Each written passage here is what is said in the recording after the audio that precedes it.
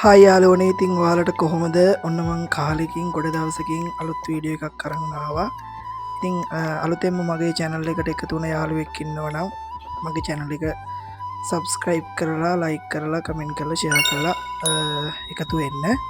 ඉතින් මම අද අරන් ආවේ online Facebook page එක තිබිලා මට හම්බුණ ජපන් භාෂාව පිළිබඳව මට හම්බුණ ඉතාම වටින කියන පොත් දෙකක්.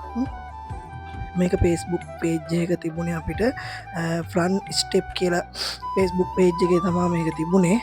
මං ඉතින් ඕඩර් කරා ජපන් කතා බහ කියන මෙන්න මේ පොත් දෙක. ඉතින් ජපන් ඉගෙන ගන්න ඔයාලට ගොඩක් වටින පොත් දෙකක්. ඔයාලත් මේ දෙක අරන් බලන්න. මේකේ හැමදේම මුල ඉඳලා සරලව අපිට ඒ කියන්නේ මූලිකම ස්ටෙප් ටික තියෙනවනේ ජපන් වල. ඒ මූලිකම ස්ටෙප් ටික මේකේ වෙලාව දින සති ගණන් අකුරු හෝඩිය මේ හැමදේම පිළිවෙලකට ලස්සනට තියෙනවා. ඉතින් පොත් දෙකක් විදියට තමයි එන්නේ. ඉතින් ඔයාලටත් මේ පොත් දෙක ඕඩර් කරගන්න ඕන නම් එයාලගේ නම්බර එක මම ඩිස්ක්‍රිප්ෂන් එකේ දාන්නම්. ඔයාලා යාලට කියලා ඕඩර් කරගන්න. හරි ලස්සනට යාලා මේ පොත නිර්මාණය කරලා තියෙනවා.